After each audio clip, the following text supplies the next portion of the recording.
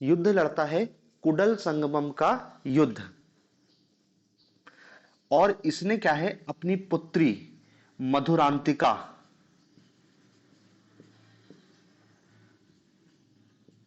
अपनी पुत्री मधुरांतिका का विवाह पूर्वी चालुक्य शासक, पूर्वी चालुक्य शासक राजेंद्र द्वितीय से करता है। देखो नाम दोनों का सेम ही हो रहा है, राजेंद्र द्वितीय से कराया। और ये राजेंद्र द्वितीय आगे चल के हमको इतिहास में कुलोतुंग फर्स्ट के नाम से जाना जाएगा, कुलोतुंग फर्स्ट। अभी देखेंगे जब चोल चालुक्य सत्ता सामूहिक रूप से करेगी तो पहला शासक बनेगा वो बनेगा कुलोतुंग फर्स्ट। तो देखो राजेंद्र द्वितीय, कुडल संगमम का युद्ध, चोल वर्सेस चालुक्य। राजेंद्र द्वितीय के बाद शासक बनता है वीर राजेंद्र, वीर राजेंद्र। और वीर राजेंद्र का टाइम पीरियड है 1064 से 1070 ईस्वी, 1064 से 1070 ईस्वी।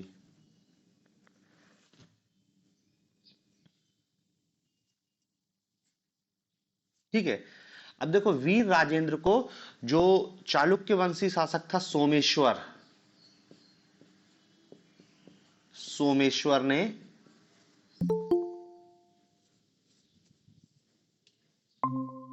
सोमेश्वर ने कुडल संगमम युद्ध के लिए ललकारा था।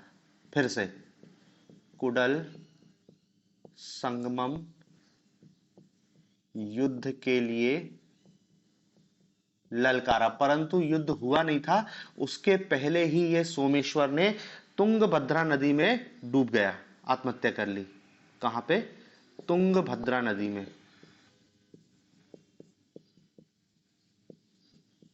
डूब गया। और इसके डूब के मरने के बाद इसने तुंगभद्रा नदी के तट पर एक विजय स्तंभ की स्थापना करी। विजय स्तंभ किसने? वीर राजेंद्र ने तुंगभद्रा नदी के तट पर एक विजय स्तंभ की स्थापना की।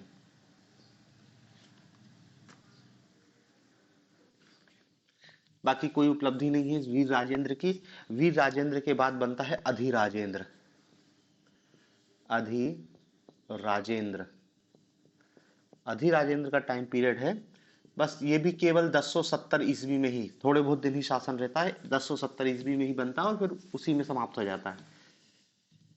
इसके समय सबसे बड़ी समस्या है, इसे जन विद्रोहों का सामना करना पड़ा, जन विद्रोहों का सामना करना पड़ा, जन विद्रोहों का सामना करना पड़ा।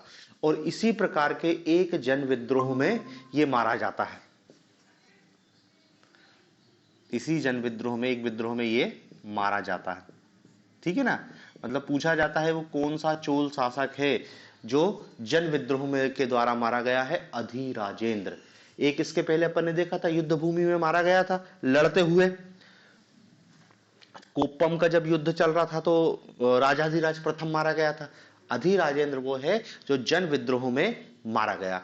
और अधिराजेंद्र में याद रखना कि इसी के साथ ही वास्तविक चोल शासन समाप्त हो जाता है, वास्तविक चोल शासन समाप्त हो जाता है। चोल अभी भी शासन करेंगे कंटिन्यू 1070 के बाद भी, लेकिन प्योर चोल शासन समाप्त होगा। अब जो स्टार्ट होगा वो चोल चालुक्य संयुक्त शासन स्टार्ट होगा। तो अधिराजेंद्र याद रखना महत्वपूर्ण है, 1070 में बनता है, जन विद्रोहों में मारा जाता है। मतलब सोचो चोलों की हालत कितनी खराब हो गई कि विद्रोह हो गया और उस विद्रोह में राजा मारा गया। मतलब हालत बहुत खराब है इनकी कि जो राजा राजतंत्र में इतना मजबूत होता है कि सभी शक्तियां उसी में केंद्रित होती हैं और वही राजा एक जन विद्रोह में मारा गया है। जन विद्रोह में मारा गया मतलब राजा कमजोर था, उसका शासन प्रशासन पे पकड़ नहीं थी, तभी तो मारा गया। इसके बाद शासक बनता है कुलोतुंग फर्स्ट,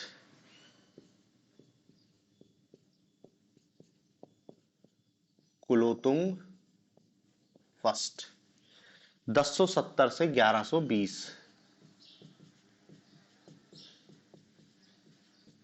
1070 से 1120 ईस्वी, ठीक है ना। अब देखो कुलोतुंग का भी नाम लिया था, जो राजेंद्र द्वितीय के नाम से जाना जाता था, और इसने चोल शासक राजेंद्र द्वितीय की लड़की मधुरांतिका से विवाह किया था, और वही जब सत्ता पे बैठता है तो किस नाम से बैठता है, कुलोतुंग फर्स्ट। तो इसमें क्या याद रखना है कि चोल चालुक्य सत्ता का प्रारंभ, चोल चालुक्य राज्य, संयुक्त राज्य आरंभ किसके साथ ही, कुलोतुंग फर्स्ट के साथ ही। अब देखो कुलोतुंग फर्स्ट अन्य सभी राजाओं से थोड़ा सा इसकी पॉलिसी डिफरेंट थी। इसने क्या बदलाव किया, इसने निरर्थक युद्धों को त्याग दिया, निरर्थक युद्धों को त्याग दिया, निरर्थक युद्धों को त्याग दिया, और जन कल्याण के कार्य किए, जन कल्याण के कार्य, निरर्थक युद्धों को त्याग दिया और जन कल्याण के कार्य किए। इसी के शासनकाल में 1073 ईस्वी में, 1073 ईस्वी में श्रीलंका के शासक विजय बाहु ने, लंका नरेश, क्या नाम था उसका, विजय बाहु, विजय बाहु अपने आप को क्या है, स्वतंत्र घोषित कर लेता है, स्वतंत्र घोषित कर लेता है, स्वतंत्र घोषित कर लेता। मतलब देखो इसके पहले जो हमने देखा था कि राजेंद्र प्रथम ने जो श्रीलंका के शासक महेंद्र पंचम को बंदी बना के लिए आया था, और उसके पहले भी उसकी राजधानी अनुराधापुर को नष्ट किया था, लेकिन इसके शासनकाल में लंका के शासक को इसने स्वतंत्र कर दिया और वो स्वतंत्र सत्ता के रूप में शासन करने लगा, ठीक है। फिर इसकी एक बात और याद रखना, कुलोतुंग फर्स्ट ने चोलों से वैवाहिक संबंध स्थापित किए, वो चोल व चालुक्य दोनों के बीच वैवाहिक संबंध, क्योंकि ये तो पहले भी था, तो ये चालुक्य का ही चोलों की लड़की से इसने शादी किया था। इसके शासनकाल में कलचूरी नरेश यशकर्ण ने आक्रमण किया, कलचूरी नरेश यशकर्ण का आक्रमण होता है। अभी देखेंगे कलचूरी नरेश कहां से है, कौन क्या है, बस आप तो याद रखो कि इसके शासन में कलचूरी नरेश ने आक्रमण किया था। इसने 72 सौदागरों का एक दल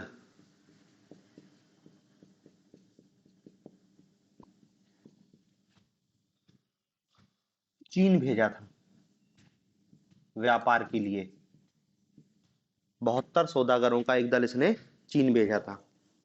और इसके शासनकाल की महत्वपूर्ण घटना क्या है, हाँ इसने देखो निरर्थक युद्धों को त्यागा और क्या किया, जन कल्याण के कार्य किए। दूसरा, इसने मंदिरों को जो फोकट में दान दिया जाता था उसको बंद करवा दिया, मंदिरों को दान नहीं किया। अब स्वाभाविक सी बात है, मंदिरों को दान नहीं देगा तो ब्राह्मण समुदाय इससे नाराज हो जाएगा। तो देखो उस समय के जो सबसे बड़े विद्वान थे रामानुज, ये चोल साम्राज्य को छोड़ के चले जाते हैं, रामानुज छोड़ देते हैं, रामानुज चोल साम्राज्य को छोड़ देते हैं। देखो ये कुलोतुंग फर्स्ट को इतनी तवज्जो नहीं दी जाती है इतिहास में, लेकिन ये ही वास्तविक शासक है। मतलब राजा को जो करना चाहिए वो, जिसको कह रहे हैं ना जन कल्याण का ध्यान में रखकर, ये कुलोतुंग फर्स्ट की सबसे बड़ी विशेषता है।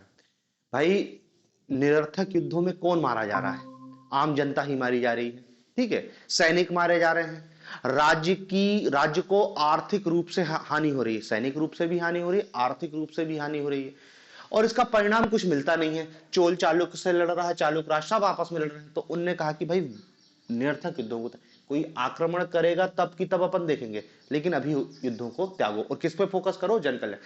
क्योंकि देखो जब तुम युद्ध लड़ोगे तुम्हारी पूरी एनर्जी, तुम्हारा पूरा फाइनेंस कहां जाएगा, युद्ध में। तो तुम फिर पब्लिक वेलफेयर का काम कहां से करोगे, समय ही नहीं है तुम्हारे पास और पैसा ही नहीं, क्योंकि तुम्हारी प्राथमिकता तो युद्ध लड़ना हो जाएगी। तो उन्होंने कहा कि इसको त्यागो। दूसरा इसने काम किया क्या, मंदिरों को उन्होंने कहा दान देना बंद कर दो, क्योंकि मंदिरों के पास पैसा जा रहा। तो अभी देखेंगे चोल काल में मंदिरों बहुत ताकतवर हो जाएंगे। मतलब ये था कि राजा के पास जितना खजाना नहीं होगा उतना खजाना चोल मंदिरों में जमा हो जाएगा। तो स्वाभाविक सी बात है कि जब मंदिरों में पैसा जमा हो जाएगा तो मंदिरों के जो ट्रस्टी लोग रहेंगे, ब्राह्मण लोग रहेंगे, वो विद्रोह को भी हवा दे देंगे। यदि राजा ने उनकी नहीं सुनी तो विद्रोह करवा देंगे। इसके पहले जो राजा मारा गया था, तो स्वाभाविक से देखो कोई भी विद्रोह के लिए, क्रांति के लिए क्या पैसे की जरूरत होती है। तो उन्होंने कहा मंदिरों में अकूत संपत्ति जमा हो गई, उससे जनता का कोई भला नहीं हो रहा।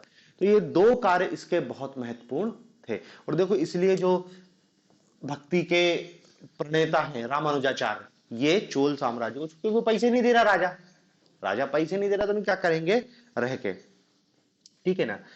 तो ये कुलोतुंग फर्स्ट के संदर्भ में महत्वपूर्ण जानकारी है।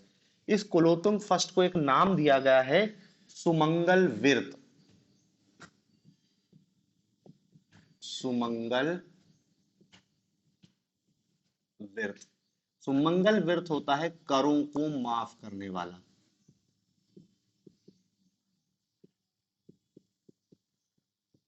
करों को माफ करने वाला।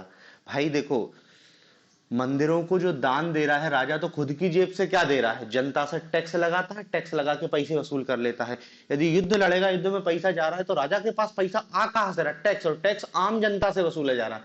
तो इसने इन दोनों पर रोक लगा दी। तो स्वाभाविक सी बात है क्या है, अब राज्य चलाने के लिए कम पैसे की जरूरत है। तो जनता को बहुत सारी कष्टकारी करों को इसने माफ कर दिया। इसलिए इसको क्या सुमंगल विरत कहा गया है। जितना ज्यादा राजा युद्ध लड़ेगा, जितने ज्यादा मंदिरों को दान देगा, उतना ज्यादा वो जनता से टैक्स वसूलेगा। मतलब हर हाल में शोषण जनता का ही होना है, ठीक है ना। तो ये कुलोतुंग फर्स्ट के बारे में इतनी जानकारी थी। इसने कुछ उपाधियां धारण करी थी, वो और लिख लेते हैं। एक थी इसकी उपाधि कुलशेखर, कुलशेखर। दूसरी थी कटे कोंड, कटे कोंड, कटे कोंड चोल, ऐसा करके। और एक उपाधि थी जयधर, जयधर, ठीक है ना। तो ये कुलोतुंग फर्स्ट बहुत महत्वपूर्ण है। तीन चीज तो याद ही रखना है कम से कम, क्या कि चोल चालुक्य संयुक्त शासन इसी के शासनकाल में प्रारंभ होता है। और ये कल्याणकारी, एक प्रजा हितैषी शासक होता है, और जनता का भला करना इसने अपनी पहली प्राथमिकता रखी। फिर कुलोतुंग फर्स्ट के बाद फिर शासक बनता है विक्रम चोल, विक्रम चोल 1120 से 1133 तक, विक्रम चोल। अब ये इसके अपोजिट दानवीर प्रवृत्ति का था, दानवीर प्रवृत्ति का था। और दानवीर प्रवृत्ति का था, दान किसको देगा, मंदिरों को। जब मंदिरों को दान देगा तो फिर क्या होगा, इसकी प्रशंसा की जाने लगेगी। इसने चिदंबरा का जो नटराज मंदिर है, इसको अकूत संपत्ति दान दी,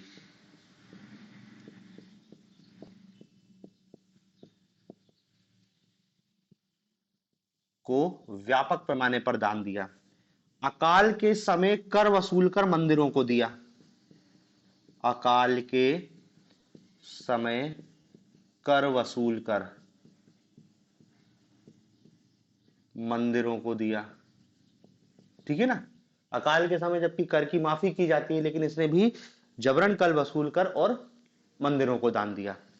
और इसने फिर रामानुजाचार्य के हाथ पांव जोड़कर वापस बुला लिया, रामानुजाचार्य को वापस बुला लिया, ठीक है ना, कि आपका सब सम्मान सम्मान होगा और कोई दिक्कत नहीं है, आप चलो हमारे साथ, ठीक है। फिर विक्रमचोल की इतनी ही उपलब्धि, कोई विशेष कार्य इसने किया नहीं है। अब तो बस केवल नाम मात्र के शासक है। फिर इसके बाद शासक बनता है कुलोतुंग सेकेंड, कुलोतुंग द्वितीय, 1133 से 1150, 1133 से 1150 तक ये शासन करता है। इसके काल की कोई विशेष महत्वपूर्ण घटना नहीं है। हाँ, बस ये क्या है, ये धार्मिक रूप से असहिष्णु था।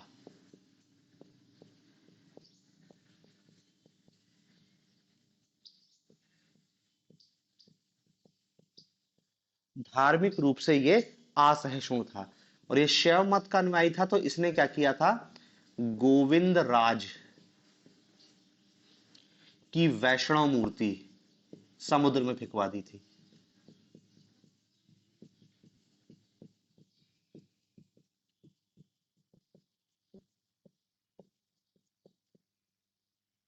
कुलोत्तुंग सेकंड का,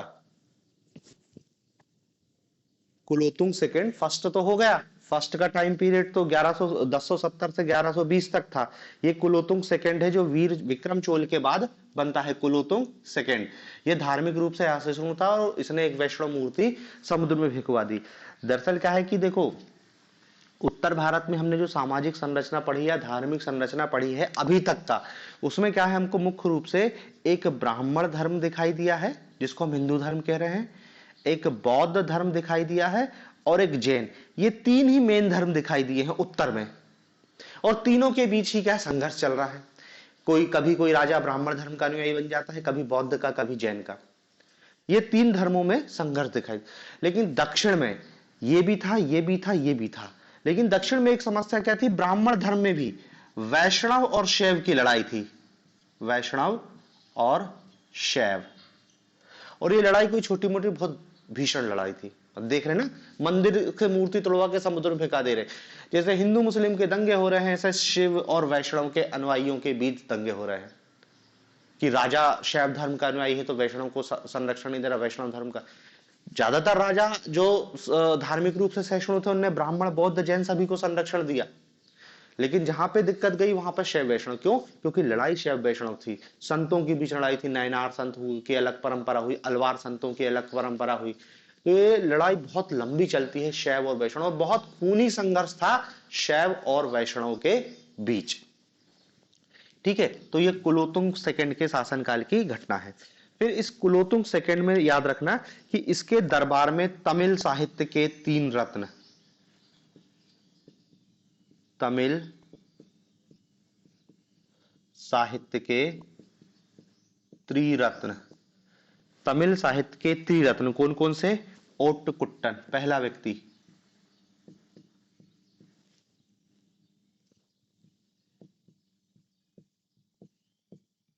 ओट्टुकुट्टन। दूसरा व्यक्ति कंबन, और तीसरा व्यक्ति कौन है? पुगलेंदी। ठीक है ना। तो तमिल साहित्य के तीन रत्नों को कुलोत्तुंग सेकंड ने संरक्षण दिया। इसके पहले देखो, हम कन्नड़ साहित्य के तीन रत्नों को भी देख लिया था कि कन्नड़ साहित्य के तीन रत्न कौन से थे और उनको कौन ने संरक्षण दिया। ठीक है, तो दोनों तमिल और कन्नड़ दोनों साहित्य के तीन रत्नों की चर्चा हमको देखने को मिली। फिर कुलोत्तुंग फर्स्ट के बाद बनता है राजराजा सेकंड, राजराज सेकंड कोई काम का नहीं है। चोल साम्राज्य अब अपने पतन की ओर जा रहा है। और अब यहां पर देखो एक और सत्ता का उदय हो गया है, होयसल, होयसल राजवंश। और होयसल ने इनके पतन को और तेज किया, या होयसल से इनका युद्ध हुआ और चोल यहां पे भी पराजित होते हैं। इसकी एक उपाधि थी राजा राज की, मुक्त तमिल, मुक्त मिल, ऐसा करके, मुक्त मिल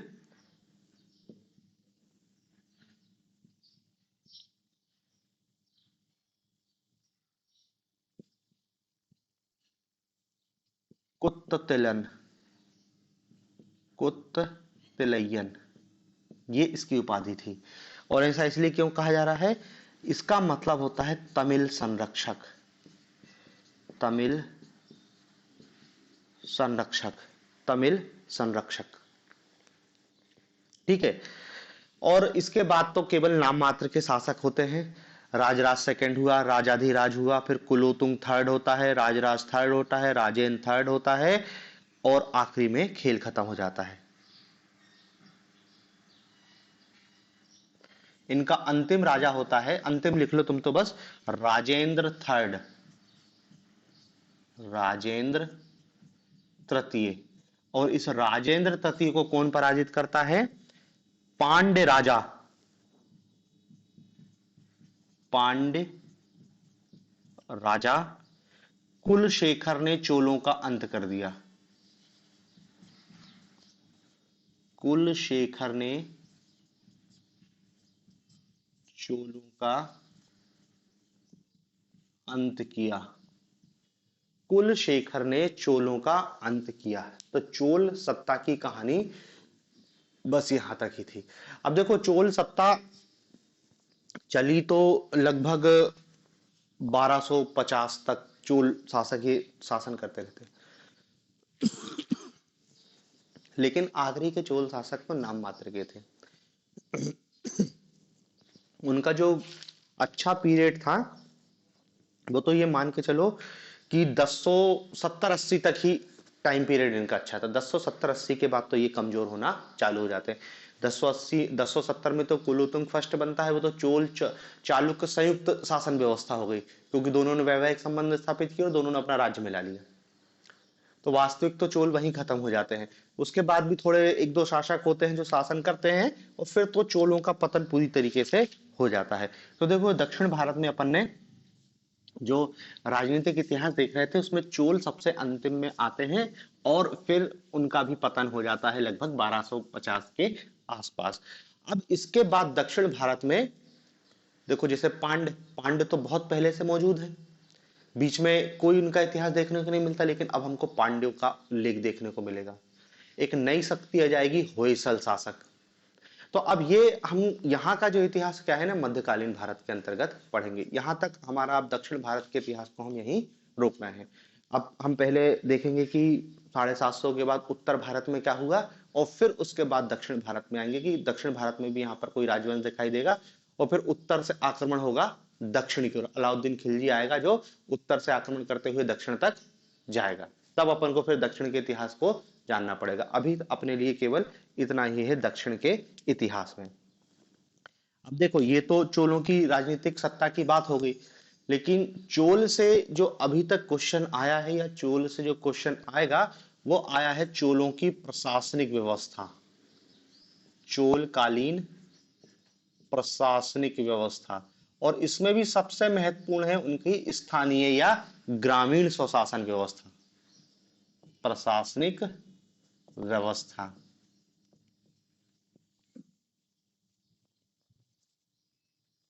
ठीक है ना, जो एक बार क्वेश्चन पूछा गया है वो इनके ग्रामीण स्वशासन की व्यवस्था से ही पूछा गया है, और आगे भी पूछा जाएगा तो इसी से पूछा जाएगा। बाकी राजनीतिक इतिहास में तो कोई ऐसा महत्वपूर्ण नहीं है, 3 नंबर का पूछ ले तो पूछ ले, बाकी कुछ नहीं। ठीक है, तो देखो हम टोटल प्रशासनिक व्यवस्था की बात कर रहे हैं कि ऊपर से लेके नीचे तक। तो देखो प्रशासनिक व्यवस्था तो वही रहेगी, केंद्रीय प्रशासनिक व्यवस्था, और फिर क्या है इसके बाद प्रांतीय। तो पहले देखते हैं केंद्रीय प्रशासनिक व्यवस्था। केंद्रीय प्रशासनिक व्यवस्था कैसी थी? वही राजतंत्रात्मक थी, राजतंत्रात्मक थी। राजा में सभी शक्तियों का निवास था, कार्यपालिका, विधायिका, न्यायपालिका, साथ ही साथ धर्म अनुष्ठानिक, मतलब धर्म का प्रमुख भी राजा ही होता था। ऐसा नहीं है कि धार्मिक प्रमुख पुरोहित राजा से ऊपर, नहीं, राजा ही सब कुछ है। राजा अपनी महत्ता को बताने के लिए बड़ी बड़ी उपाधियां धारण करता है। बड़ी बड़ी उपाधियां देखी ना हर राजा, वीर चोल कह रहा है, मार्तंड चोल कह रहा है, मुमुंडी चोल उपाधि धारण कर रहा है, कुलशेखर कह रहा है, शिवपाद शेखर, मतलब बहुत बड़ी भारी भारी भरकम उपाधियां धारण करते थे, ताकि जनता में लगे कि हाँ भाई, खुद ही राजा अपने आप को वीर कह रहा है, वो उपाधि है उसकी। ठीक है ना। दूसरा क्या है, राजा अपने आप को चक्रवर्ती सम्राट घोषित करता था, मतलब सारे क्षेत्रों को जीतने वाला। और देखा ज्यादातर शासकों ने क्या है, आजू बाजू के क्षेत्रों में आक्रमण भी किया और सबको पराजित भी किया। तो ये राजा की इतनी बात थी। दूसरा, जो राजा है, राजा की मृत्यु के बाद उसको देवीय रूप में पूजा जाता था। राजा की मृत्यु के बाद उसे क्या है, देवीय रूप में पूजा जाता था। समझ रहे हैं ना, उत्तर में ये परंपरा हमको कम दिखाई देती है। केवल कनिष्क ने अपना देवकुल स्थापित करवाया था, तो अपने पूर्वजों की मूर्ति स्थापित करवाई थी। लेकिन दक्षिण में तो क्या है, राजा के मरने के बाद मंदिरों में उसकी मूर्ति स्थापित कर रहे हैं, राजा रानी दोनों की। और उनमें क्या है, देवीय शक्ति बता रहे हैं कि उनकी भी पूजा अर्चना चालू कर दे रहे हैं। तो ये दक्षिण में हमको एक नई चीज देखने को मिलती है। और इस राजतंत्रात्मक पूरी व्यवस्था की जानकारी वही हमको चीनी यात्री चाउ जू कुआ के विवरण से मिलती है। चाउ जू कुआ, चाउ जो कुआ पर जो चीनी यात्री है उसका जो विवरण है, इसी से हमको ज्यादातर जानकारी मिलती है। केंद्रीय प्रशासनिक व्यवस्था में बस इतनी है, राजा था, राजा की सहायता के लिए अधिकारियों का समूह मंत्री परिषद थी। और देखो जो अधिकारी और मंत्री परिषद होते थे, इसके भी दो कैटेगरी बना दी गई थी। एक जो उच्च अधिकारी होते थे वो कहलाते थे पेसंदरम, उच्च अधिकारी। और जो निम्न अधिकारी होते थे वो सेरुत्रम कहलाते थे।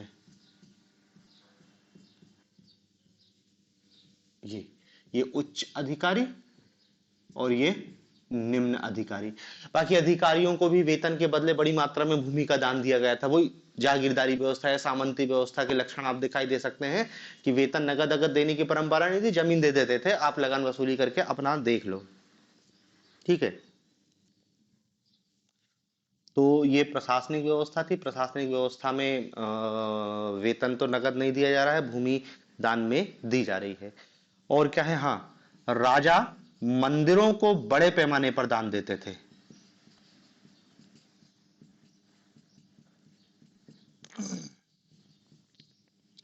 राजा बड़े पैमानों को मंदिरों को दान देता था। और इस दान के लिए एक शब्द यूज किया गया है, चतुर्वेदी मंगलम। चतुर्वेदी मंगलम, मंदिरों को दिया गया दान, चतुर्वेदी मंगलम, ब्राह्मणों को दिया गया दान, ब्रह्मदेव, ये सब एक ही कैटेगरी में आते थे। मतलब राजा को दान दक्षिणा बड़े पैमाने पर करनी पड़ती थी। एक अधिकारी का उल्लेख है, औले नामक अधिकारी। औले, इसकी क्या भूमिका थी, यह राजा के आदेशों को लिखता था।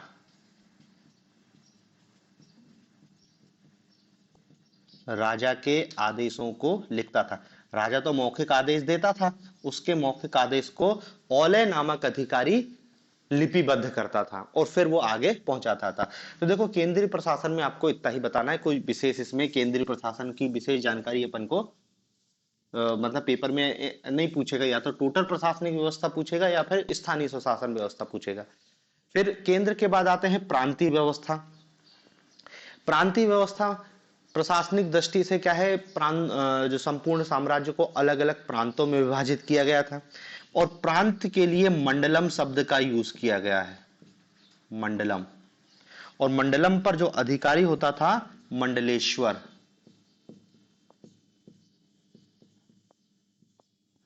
मंडल के नीचे जो छोटी इकाई थी वो कहलाती थी वलनाडु। वलनाडु, नाडु से जो छोटी इकाई थी वो कहलाती थी कुर्रम। और कुर्रम से छोटी इकाई कहलाती थी कोट्टम। कोट्टम, और कोट्टम के नीचे नाडु। कोट्टम के नीचे नाडु, ये प्रशासनिक संरचना थी। और प्रशासनिक संरचना, नाडु सबसे छोटी इकाई है और नाडु के नीचे तो क्या है, ग्राम दिखाई देंगे। नाडु ही है ग्राम। नाडु यही है, क्या है, ग्राम, नाडु। ठीक है, तो ये प्रांतीय व्यवस्था थी। प्रांत में ज्यादातर क्या है, जो मंडलेश्वर या मंडलम पे जो थे, ज्यादातर युवराजों को नियुक्त किया जाता था। उत्तर में भी यही था, दक्षिण में भी था कि प्रांतपति क्या है, युवराज को बनाया जाता था। तो केंद्रीय और प्रांतीय व्यवस्था में आपको केवल इतना ही बताना है। इनका जो मेन है जिससे क्वेश्चन आएगा वो आएगा, क्या है, इनका ग्रामीण स्वशासन। पूरे चोल साम्राज्य की सबसे यूनिक फीचर है उसका ग्रामीण स्वशासन। ये पहले भी क्वेश्चन पूछा गया है, सीधे क्वेश्चन इसी से यही पूछा गया था कि चोलकालीन ग्रामीण प्रशासनिक व्यवस्था की संरचना को समझाइए। आगे भी यही क्वेश्चन आएगा। यदि चोलों से क्वेश्चन आएगा तो केवल चोल कला और संस्कृति से आएगा या फिर इससे आएगा। तो देखो इस ग्रामीण शासन व्यवस्था की जानकारी हमको परांतक प्रथम, परांतक प्रथम के उत्तर मेरूर अभिलेख से मिलती है। उत्तर मेरूर अभिलेख से मिलती है। ठीक है, तो आपको सबसे पहले क्या बताना पड़ेगा कि चोलकालीन ग्रामीण प्रशासनिक व्यवस्था की जानकारी चोल शासक परांतक प्रथम के उत्तर मेरूर अभिलेख में पूरा डिटेल में लिखा है चोलकालीन ग्रामों में कैसी संरचना थी। देखो सबसे पहले तो आप देखो कि यहां पर ग्राम क्या है, दो प्रकार के थे, दो प्रकार के ग्राम थे। एक ग्राम थे जिनको हम कहते हैं साधारण गांव, साधारण गांव, और दूसरे गांव थे ब्रह्मदेव गांव, ब्रह्मदेव गांव। साधारण गांव, गांव जैसा गांव था।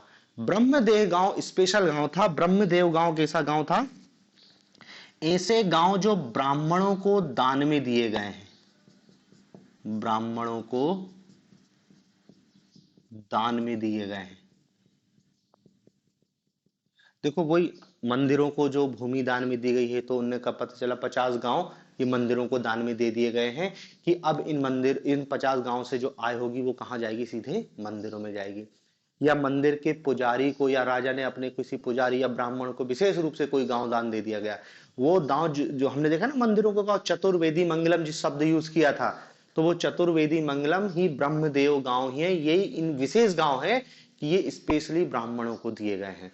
साधारण गांव राज के नियंत्रण में है, ये भी राज के नियंत्रण में, लेकिन इनकी स्वायत्ता इसके मुकाबले बहुत ज्यादा है। राजा भी इन गांवों के आंतरिक मामलों में बहुत कम हस्तक्षेप करता था।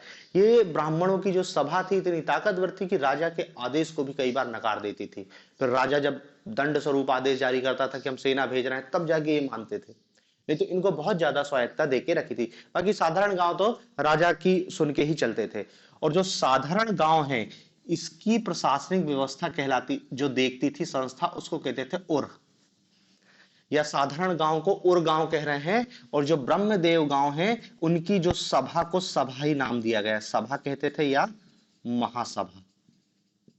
ये और देखो उत्तर मेरू अभिलेख में इसी का डिटेल है, सभा का डिटेल दिया गया है कि जो ब्रह्मदेव गांव है या ब्रह्मदेव या ब्राह्मणों को जो गांव में गांव दान में दिए गए हैं, वहां पे प्रशासनिक व्यवस्था का संचालन कैसा होता था। तो हमको क्या बताना पड़ेगा कि जो ब्रह्मदेव गांव है वहां की संस्था सभा कहलाती थी। क्या कहलाती थी, वहां की जो प्रशासनिक व्यवस्था को देखती थी उसे वो सभा कहलाती थी। इस सभा की एक कार्य समिति होती थी, इस सभा की एक कार्य समिति होती थी, और इस कार्य समिति को वारियम कहते थे। क्या कहते थे, वारियम। इस कार्य समिति को वारियम कहते थे। मतलब देखो आप इसको ऐसा समझ सकते हो कि गांव से बहुत सारे लोगों का चुनाव हुआ, बहुत सारे लोग हुए, और फिर उन बहुत सारे लोगों में से कुछ लोगों को सेलेक्ट करके एक समिति बना ली, यही है वो समिति, कार्य समिति। ठीक है ना। तो देखो ग्रामीण प्रशासनिक व्यवस्था में सबसे पहले यही बताएंगे कि परांतक प्रथम के उत्तर मेरूर अभिलेख से जानकारी मिलती है। और क्या जानकारी मिलती है कि दो प्रकार के गांव थे, साधारण गांव और ब्रह्मदेव गांव। साधारण गांव की जो सभा को क्या कह रहे हैं, और कह रहे हैं, और ब्रह्मदेव गांव की सभा को क्या कह रहे हैं, सभा ही नाम दे रहे हैं उसको। इस सभा किसके माध्यम से कार्य करती थी, कार्य समिति के माध्यम से करती थी, और कार्य समिति को वारियम कहते थे। अब देखो इनकी नियुक्ति कैसे हो रही है इसको अपन को देखना है, और कुछ विशेष नहीं, वर्तमान संदर्भ में जो हमको दिखाई दे रहा है उसी है। देखो क्या करते थे, प्रत्येक गांव को 30 वार्डों में विभाजित कर देते थे। प्रत्येक गांव को 30 वार्डों में,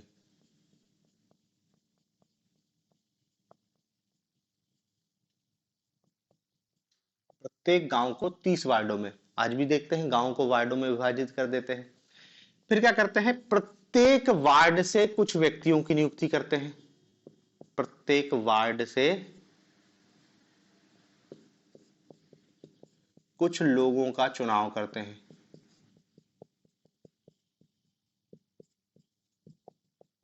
प्रत्येक वार्ड से कुछ लोगों का या कुछ सदस्यों का चुनाव करते हैं।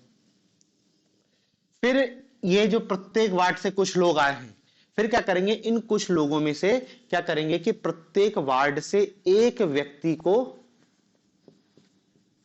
प्रत्येक वार्ड से एक व्यक्ति लेने का प्रयास किया जाएगा और फिर इस एक एक व्यक्ति को शामिल करके क्या है, समिति का निर्माण किया जाएगा, समिति।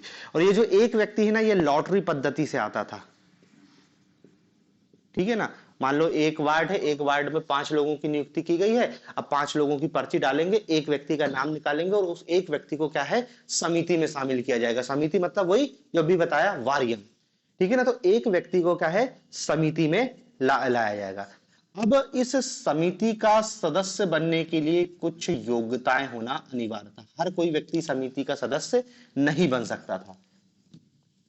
हर व्यक्ति, देखो, वार्ड से चुनाव जीत सकता है, लेकिन समिति में आने के लिए कुछ उसको शर्तों का पालन करना पड़ता था। पहली शर्त थी उसकी, क्या थी, कि उसकी आयु 35 वर्ष से अधिक और 70 वर्ष से 70 वर्ष से अधिक नहीं, इसके बीच की रेंज है, 35 से 70 वर्ष की आयु होनी चाहिए, पहली शर्त। दूसरी शर्त, उसके पास 1/4 वैली, या कोष्टक में लिख लेना 1.5 एकड़ भूमि होनी चाहिए, 1.5 एकड़ भूमि होनी चाहिए। तीसरा, वो वेद या भाष्य का ज्ञाता होना चाहिए, वेद या भाष्य का ज्ञाता, क्योंकि देखो ब्राह्मणों का गांव है, ब्राह्मणों की सभा बन रही है, तो अनिवार्य रूप से है। चौथा, निजी निवास होना चाहिए, खुद का घर होना चाहिए, किराए से ना रह रहा हो, निजी आवास हो और गांव का स्थायी वासी हो, स्थायी निवासी हो। ये कुछ शर्तें हैं। इन शर्तों को जो पूरा करता था वही व्यक्ति वारियम का सदस्य नियुक्त होता था, ठीक है ना। देखो, ये सदस्य बनने की योग्यता है, लेकिन इसके साथ ही साथ क्या है, कुछ निर्योग्यताओं का भी उल्लेख किया गया है। निर्योग्यताएं क्या है, निर्योग्यताएं, कि यदि वो व्यक्ति लगातार 3 वर्षों से सदस्य हो, समझ रहे हो ना, कि सारी योग्यताएं थी और लगातार 3 वर्षों से सदस्य है, तो अब वो सदस्य के रूप में नियुक्त नहीं हो सकता। दूसरा, यदि वो व्यक्ति अपनी आय का लेखा जोखा, आय व्यय का लेखा जोखा ना दे पाए, उसे भी नियुक्त ना करेंगे। तीसरा, वो व्यक्ति व्याभिचारी, कैरेक्टरलेस हो, उसको भी नियुक्त नहीं किया जाएगा। और चौथा, यदि वो शूद्र संपर्क से दूषित हो गया हो,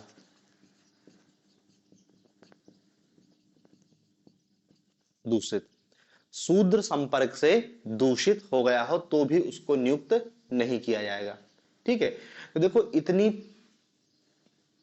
शर्तें और निर्योग्यताएं थी समिति वारियम के पहुंचने के लिए। मतलब कैसी व्यवस्था है कि भाई गांव को 30 वार्डों में बांट दिया गया है, प्रत्येक वार्ड से कुछ व्यक्तियों की नियुक्ति कर रहे हैं, चुनाव कर रहे हैं।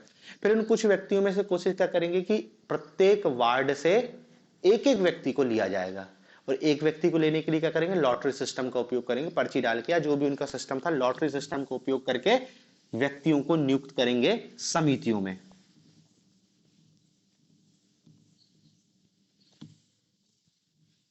ठीक है। और इन समिति को क्या कह रहे हैं, वारियम। प्रत्येक वार्ड से कोशिश करेंगे एक व्यक्ति को लिया जाए समिति में। अब समिति की संख्या कोई फिक्स नहीं है, बहुत सारी हमको समितियां दिखाई देती हैं। अलग अलग कार्य के लिए अलग अलग समिति, जैसे अलग अलग कार्य के लिए अलग अलग मंत्रालय होता है ना, इसी टाइप से अलग अलग कार्य के लिए अलग अलग समिति। जैसे एक समिति है तोट्टावारियम, तोट्टावारियम,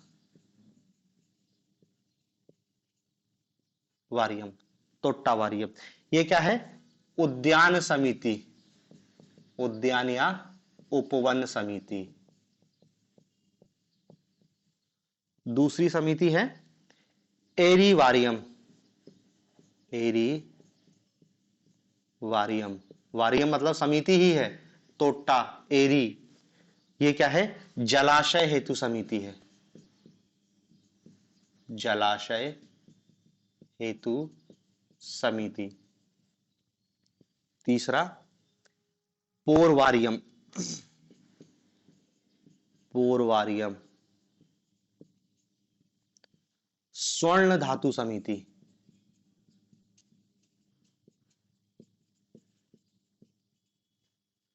फिर एक है उदासीन वारियम, उदासीन वारियम मतलब सन्यासियों हेतु, सन्यासियों हेतु। और पांचवी क्या है? कलणी वारियम, कलणी वारियम, ये क्या है? खेतों की देखभाल हेतु, खेतों की देखभाल हेतु। छठवा है कनक्कू वारियम, कनक्कू वारियम। और कनुक्कम वारियम क्या कर रही है? लेखा जोखा देख रही है, लेखा जोखा। फिर एक और समिति है न्याय वारियम, न्याय देने का काम करेगी, न्याय वारियम। और एक और थी एना वारियम, एना वारियम। एना वारियम क्या करेगी? सिंचाई व्यवस्था को देखेगी। ठीक है ना? तो एक एक काम के लिए भाई एक समिति बना दी। तोट्टावारियम ये क्या कर रही है? केवल उद्यान को देख रही है। एरीवारियम इसमें कुछ सदस्य हैं केवल गांव के जलाशयों की देखभाल कर रहे हैं। और एक और समिति थी, इसको कहते थे समवत्सवारियम, समवत्सवारियम,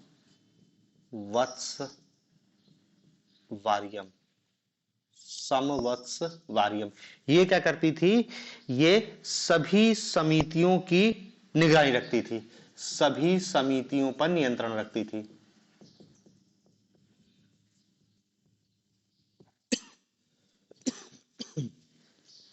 सभी समितियों पर नियंत्रण रखती थी। ठीक है, तो देखो ये प्रशासनिक व्यवस्था में ये वारियम व्यवस्था आपको बताना पड़ेगा।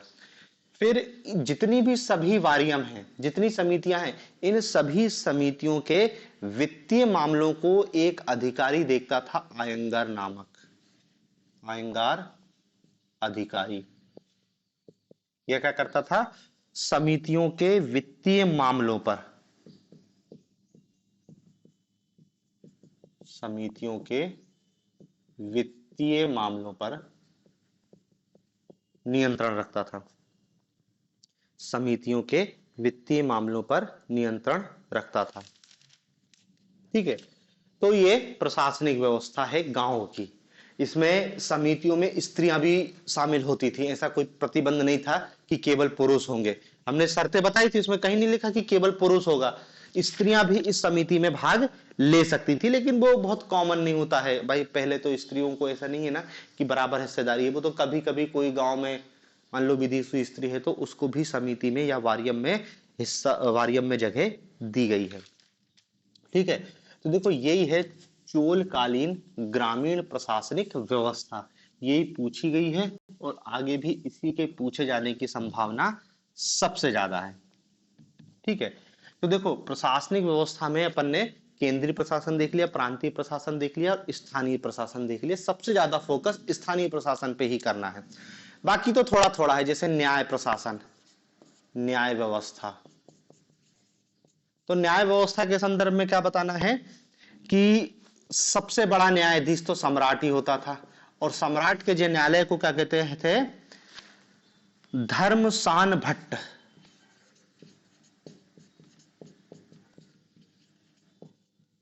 ये न्यायालय का नाम है, सम्राट के न्यायालय को धर्मसान भट्ट कहा जाता था। और साधारण सा एक लाइन में क्या कह सकते हैं कि न्याय व्यवस्था बहुत उदार थी, न्याय व्यवस्था उदार थी। जघन्य अपराध के लिए ही बहुत भीषण दंड दिया जाता था, नहीं तो साधारण से अपराधों के लिए साधारण दंड देके छोड़ दिया जाता था। और ज्यादातर क्या है, अपराध सिद्ध होने पर आर्थिक दंड दिया जाता था। और आर्थिक दंड में क्या है, एक काशू, ये क्या है, उस समय की स्वर्ण मुद्रा, ये काशू के रूप में जुर्माना वसूला जाता था। काशू मतलब स्वर्ण मुद्रा। तो बाकी देखो न्याय व्यवस्था में और कोई विशेष बात नहीं है जो अपन को याद रखना पड़े। राजस्व व्यवस्था,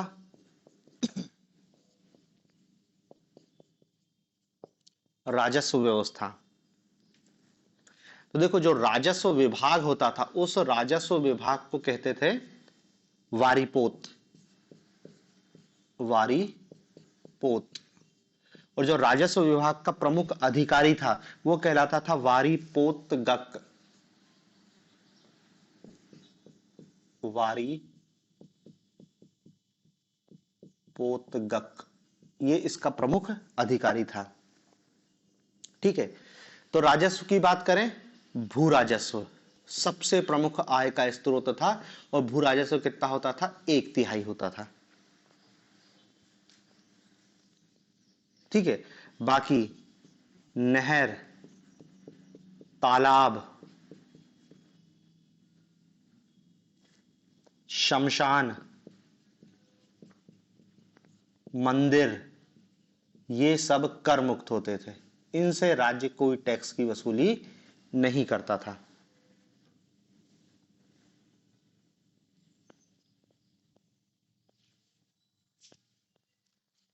ठीक है,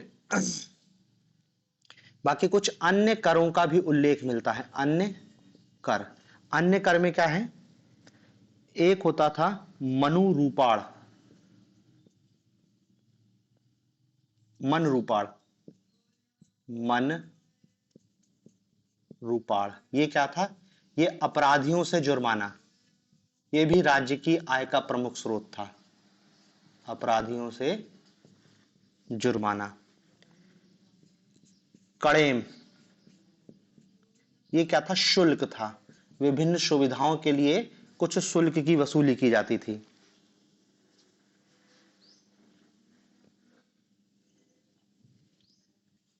किडाक, पशुओं से, पशुओं के मालिक से बोलो, पशु कर सीधे कह सकते हैं, पशु पाल रहे हो तो राज्य को टैक्स देना पड़ेगा। एक और होता था मनईयर, मनई इरई, हाउस टैक्स, गृह कर, हाउस टैक्स, गृह कर। एक और होता था पडिकल, पडिकाल, ये क्या होता था, चौकीदारी कर, चौकीदारी कर। ठीक है ना, तो राजस्व व्यवस्था में केवल भू राजस्व नहीं बल्कि इसके अतिरिक्त और बहुत सारे करों की वसूली की जाती थी। चोलों, जो अपन ने ये देखा ना, नहर, तालाब, शमशान, मंदिर कर मुक्त थे। ताला नहर प्रणाली चोलों की बहुत बड़ी उपलब्धि है दक्षिण में। देखो दक्षिण में पहले बताया कठोर भूमि है, वहां पे नहर प्रणाली उतना आसान नहीं है बनाना, लेकिन फिर भी चोलों ने क्या है, दक्षिण भारत में नहर प्रणाली को स्थापित किया है। तो नहर प्रणाली ग्रामीण चोलों की दक्षिण भारत को बहुत बड़ी देन है। बाकी जो अपन ने देखा ग्रामीण प्रशासनिक व्यवस्था, उसमें भू राजस्व की वसूली वो सब वारियम करते थे, राज्य का कोई हस्तक्षेप नहीं करता था। राज्य को केवल वो वारियम क्या है, भू राजस्व कर इकट्ठा करके दे देते थे, बाकी सारा काम समितियां करती थी। भाई देखो न्याय देने का काम कर रही, भू राजस्व का काम कर रही है, डेवलपमेंट का काम कर रही है, मतलब राज्य का वहां पे कोई हस्तक्षेप नहीं था, राज्य केवल कर लेके और चला जाता था, बाकी पूरा वो वारियम ही देखती थी। ठीक है ना, तो ये इनकी भू राजस्व व्यवस्था है। बाकी सैन्य व्यवस्था में तो अपन पहले ही देख चुके हैं कि सैन्य व्यवस्था भी बहुत उन्नत अवस्था में थी। भाई युद्ध लड़ना है, खासकर इनकी क्या है, नौसेना, ये पूरे भारत में चोलों की एक सबसे व्यवस्था, बाकी भारत में कोई साम्राज्य मजबूत नौसेना स्थापित नहीं कर पाया। इवन उत्तर भारत के जो बड़े बड़े साम्राज्य थे, जैसे अभी मुगल साम्राज्य भी आ गया, इसके पहले के भी साम्राज्य, वो नहीं स्थापित। चोलों ने नौसेना पर बहुत ज्यादा जोर दिया और उसी का परिणाम था कि इन्हें श्रीलंका विजय की, जावा के शशांक शैलेंद्र राज्य को भी हराया, पूरे हिंद महासागर पर व्यापारिक एकाधिकार स्थापित किया। ठीक है, तो देखो ये चोलों की कहानी इतनी ही थी। अब इसमें केवल क्या है, चोलकालीन कला और संस्कृति बसती है। चोलकालीन मंदिर है, कौन कौन से मंदिरों का किसने निर्माण किया, क्योंकि सबसे ज्यादा क्वेश्चन बताया पूछे जाने की संभावना केवल ग्रामीण प्रशासन और कला संस्कृति से है। ठीक है, तो वो कला संस्कृति तो अपन अलग से ही देखेंगे। चोल अपना यहाँ तक इतना ही था। ठीक है, बाकी अब इसमें अब कल देखेंगे।